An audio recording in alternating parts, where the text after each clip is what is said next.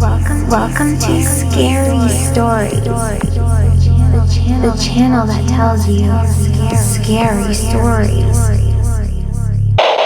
Welcome to Saturday Night Scary Serials on the Scary Stories channel.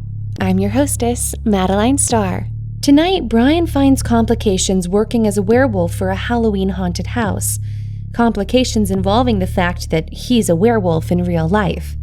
But before we get to that, let's rejoin the narrative of Life with Dogman in our protagonist's own words. Marcia and I walked in the darkness of our town, deep in the middle of the night. We shouldn't have been out there at that time. We should have been locked safely inside. Why had my own father put us in this situation? Who kicks their son and his girlfriend out into the hectic night? Even someone who doesn't believe that the town is haunted by lycanthropes, someone such as my father, should still have enough other logical reasons not to kick two people out in the middle of the night. It was like he wasn't himself, and in fact, he shouldn't have even been there. He should have been a half a day or more of driving away. Marcia grabbed my arm and gestured. I looked in the direction she indicated, and I knew almost immediately what she was pointing out. There was eye shine in a certain patch of trees. You could clearly make out 3 sets of eyes, and they were looking directly back at us.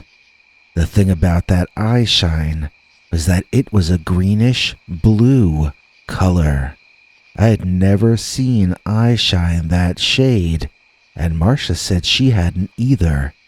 Maybe this wasn't a group of the Dogmen, or maybe this wasn't the correct timeline for us to be in.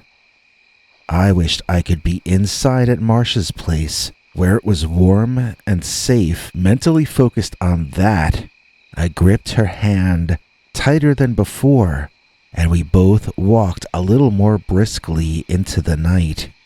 Behind us, I could hear a car engine and tires. I turned and saw a yellow cab make a turn onto our street. I can't begin to tell you how creepy and out of place that thing looked, driving down that side street at that time of the morning. Everything about it said horror show and must to avoid. The cab slowed down and drove alongside us. The driver called out and asked if we needed a ride. We said, "No, thank you." Marcia seemed as creeped out by his sudden presence as I was. He asked where we were going and said he'd drive us there for half the normal rate. He could use the business, and we could use the ride. Marcia said her feet really hurt in those shoes, and said the guy seemed okay. We got into the cab. At first, we chatted amiably with the driver, but after 5 or 6 blocks, he took a wrong turn, and we knew he was not driving us toward Marcia's parents' house. I got loud and demanded he go the right way or let us out right there. Instead, he sped up the cab and turned around to laugh right in our faces. And as I watched, hair grew out of his skin, and his nose grew long, and so did his teeth. In just a few seconds as I watched, this cab driver became a Dogman, one with bright greenish blue eye shine. My ears ached as a remarkably loud howl blasted into my ears. Looking over at Marcia, I saw that she too was now transforming into a lycanthropic beast. I screamed, We're in another reality, another dimension. We're in another dimension, I shouted, laying on the cold floor in Marcia's bedroom. It was a dream. I was shivering because I was on the floor, not because I was out walking in the night. Marcia leaned over the edge of the bed and laughed at me. I laughed too, because her hair hung down over me and tickled. It was quite a relief to no longer be in the dark reality of that dream. I told Marcia that I had a nightmare that my father had kicked us out into the werewolf night. Marcia told me I hadn't dreamed that part. That was actually true. What she said stopped me short, and I racked my brain to wake up and remember. But wasn't he supposed to be out of town, I asked? Yep, Marcia reminded me. We got there and it was your mom and your aunt. They were very welcoming and friendly. Right, I joined in. And they both told us my father was way out of town and wouldn't be back for a day or two or something like that. Then, Jenny continued, he was suddenly at the door to your room, banging on it and kicking us both out. Could he have been possessed by one of those gray dogmen? I mused out loud. Jenny shrugged and said, well, something weird happened. She just didn't know what. When I started talking about the blue-eyed werewolves, she laughed at me again and informed me that that part of it I had, indeed, only dreamed. She said we walked back to her place without incident and with nothing even slightly strange happening. The memories flooded back as she said this, and I suddenly had a craving for a tall mug of coffee so I could wake up and think again. Downstairs, later on, we all had breakfast made by her dad. While we were eating, the landline rang, and it turned out it was my mother looking for me. I was nervous about taking the phone, but I did, and my mother was on the other end, saying she'd gone to wake me up for breakfast and found me missing. She asked when I had left home to go to Marcia's. I didn't understand the question, so I told her I left when Dad kicked me out. Then it was my mother's turn to be confused. She told me that my father wasn't home. It was just her and my aunt. I was sharing the conversation with Marcia, who grabbed the phone away and told my mom that she had made me go watch the sunrise with her. My mom thought that was sweet and romantic and all this stuff, and Marcia was able to get off the phone soon enough. I think we're back in the correct timeline, she said under her breath. I can't wait until Halloween. From now until we perform the ritual, the integrity of a number of parallel dimensions is probably going to continue to degrade. That made some sort of sense to me. Now we didn't just have to keep ourselves alive until Halloween. We had to keep ourselves alive and both inside the same reality tunnel and a timeline until Halloween. After breakfast, Marcia's father said he wanted to take me and Marcia for a ride to show us something. He was acting all giddy, so I knew this wasn't going to be one of those things I could get out of. He packed us into his car and drove off in full-on speechifying mode. He launched into his hard sell about the job he wanted me to take at his company. It was a low-ranking job to start, but it was one that would teach me everything I would need to know to become a fast-tracked executive. I'd learned the meaning of humility and hard work, he said, but then after I had helped build the company, I would inherit it one day. Me and Marcia, that is. I had heard all this before. I knew that next, he would launch into the hard sell on his own daughter and how much she had already decided she was going to marry me. The part I hadn't predicted, though, was the part when Marcia's dad drove to a part of town I'd never been in before and turned into the driveway of this house with an overgrown garden. I wondered who lived in this place and why we were being brought there. I didn't see any plaque reading Justice of the Peace, so hopefully this wasn't going to be a shotgun wedding at least. Once we were out of the car, we were given a tour of the grounds and the interior of the house.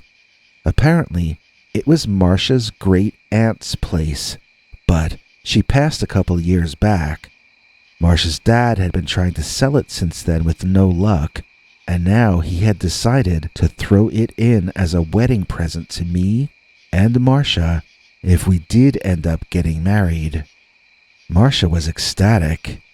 I was feeling the pressure from the hard sell, and I became a bit withdrawn in response. I needed to think. This family was all about locking me into a long-term commitment on their daughter, and for the most part that was okay with me. I wondered, though, if I should be slowing things down. I wasn't sure how much of my eagerness to have a normal life was based on my fear of the Dogman and my deep desire for them to stop being a part of our lives in any way.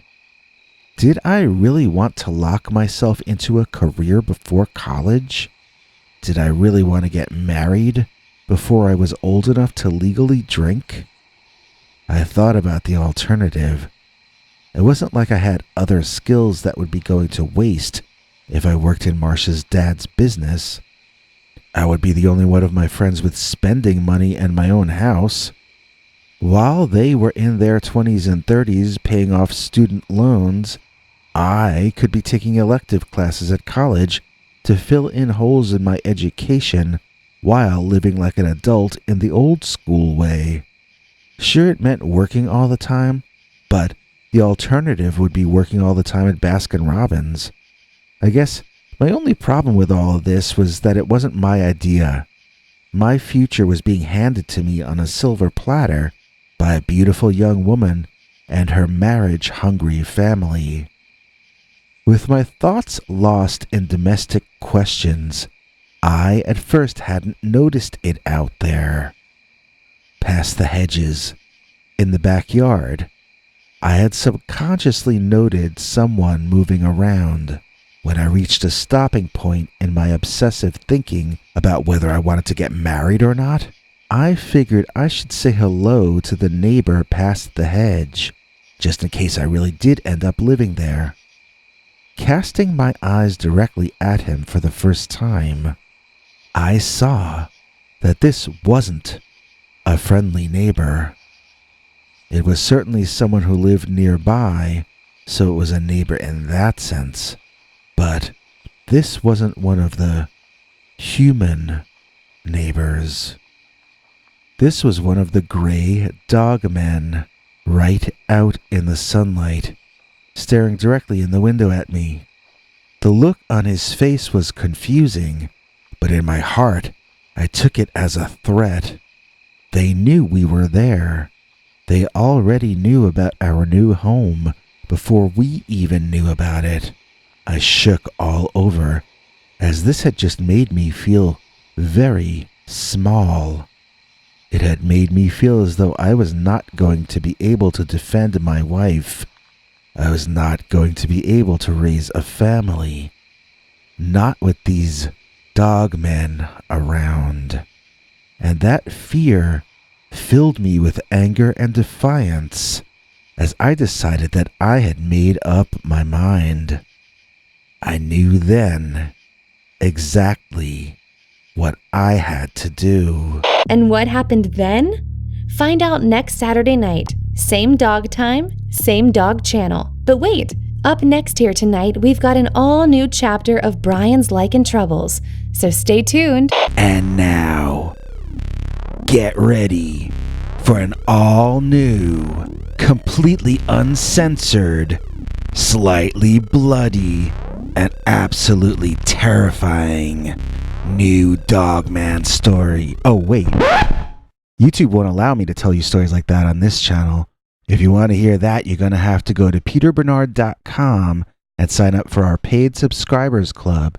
You can choose any price you can afford for a 1-month subscription, and then Every weekend, we tell you a story YouTube would never allow us to tell you on this channel. See you this Sunday for an all-new, very scary, completely uncensored Dogman story. And now, Bryan's Lycan troubles continue. Jenny ran. She ran blindly after Bryan once again, but this time it was different. This time she ran with a heavy weight of guilt on her shoulders, causing them to ache and for her to have a headache. She held back tears as she ran to the limits of her body and nervous system. This time, she was the reason Bryan had run off. This time, she was the one who had placed him in danger, and their relationship as well. She needed to catch up to him, or else she knew she might lose him forever. This wasn't the first time that had happened to her, but it was the first time she'd blamed herself entirely. If Jenny hadn't accepted the extra pay for Bryan to play the werewolf in the haunted house, they would still be together. She took advantage and tried to exploit her husband's affliction. Her face was red with shame, as much because she was winded as because she was running so furiously. If she didn't catch up to her husband, she would never have a chance to make this right.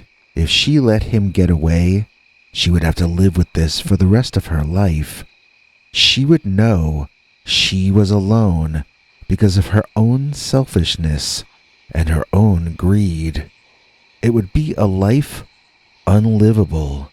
Panic filling her to the core, Jenny ran desperately. And if she did find him, where would they go? Bryan had ruined that expensive-looking iron cage when he transformed into a Lycan and escaped. They couldn't afford to replace it. Jenny decided they couldn't go back to the haunted house.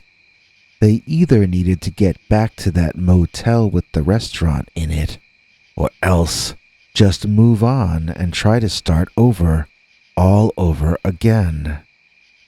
It felt good to contemplate having choices again. Right at that moment, though, Jenny had no choice. She had to keep running. And yet, she could not, and dropped to the ground, crying, panting, and expressing some extreme nausea as she was barely able to manage crawling on all fours. Standing up was out of the question, and after a while, she gave in to the exhaustion and collapsed on her back. Gasping desperately for air, Jenny closed her eyes and allowed her body to recuperate and rest itself. She started thinking about running, preparing herself mentally to return to the chase. But in that moment, she just allowed her body to sink deeply into the sandy dirt underneath her. As her heart began to slowly return to a more normal kind of beating, Jenny heard someone speaking her name quietly. She tried to lift her head and made out that there was a figure in the clearing with her. Was it Bryan? It spoke her name softly a second time, and Jenny could hear that it wasn't Bryan. It sounded familiar, but she wasn't sure who was speaking. The voice told her it was her friend and asked her if she remembered him. Jenny tried again to open her eyes and look at the person speaking with that voice, that male voice, but was still not ready to. "What are you looking for, Jenny?" the voice asked. "What are you looking for in the forest?" Jenny strained to see the man. It was so difficult to make out details about him. Why was her vision so blurry? "Oh, Jenny, You're not looking for a thing at all, are you? The voice mocked her. You're looking for a who, am I right? Jenny didn't try to answer. She just closed her eyes and allowed her breathing to catch up and slow down. Well, dear Jenny, the gloating voice went on, if it's your husband you're looking for, he's become a wolf again. And the only thing that can call a wolf is another wolf. Then, right in front of Jenny, the man began to change. Even with her blurred vision, Jenny could witness the figure growing larger.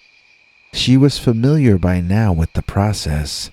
She was once again witnessing a man changing into a werewolf. Was this the werewolf from back at the restaurant? Was this the man who had caused Bryan to change that time? Who was this? And what exactly was he doing to Jenny and her husband? Jenny endured the transformation, only able to make out a few details as it progressed. Even after his transformation, she found the werewolf just as difficult to view as the man had been. It was almost as though something about him was painful to her eyes. She wanted to move, but she couldn't. And she couldn't focus on what this Dogman looked like any more than she could focus on the facial features of the man he had replaced. All she knew was that this was a massive figure in front of her, and it was growing larger by the second. She could hear the growling and feel the rumble under her feet of its mass as it moved. Jenny knew she was now in the presence of a particularly large Lycan, and there was nothing she could do about it. Then, this particular werewolf in question howled. He howled so loudly that Jenny clasped her hands over her ears as hard as she could, but it was as though she couldn't block out any of the sound. This was a painful howl, and Jenny curled into a fetal position just to survive it. Weeping, Jenny was curled in a ball on the dirt. Her ears were ringing as she lifted her crying eyes and looked around. The werewolf was either barking or maybe speaking to her, but she couldn't hear what he was saying clearly. Seeing some movement out of the corner of her eye, Jenny turned her head in time to see trees part and a figure even larger than the howling werewolf glared out into the clearing at her and her tormentor. Even hidden in shadow, the emerging figure was more in focus for Jenny than the creature she had just seen transform. She saw the eye shine, and she knew who that was. Well, don't stop there. Oh, to find out what happened next, we'll have to come back here next Saturday. Same dog time, same dog channel.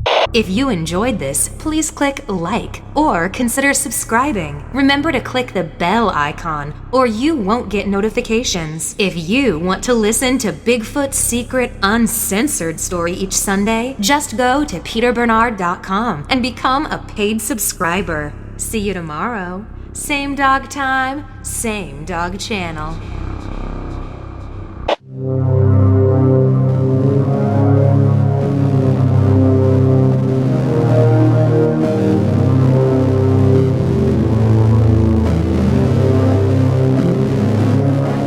Come back for more scary stories.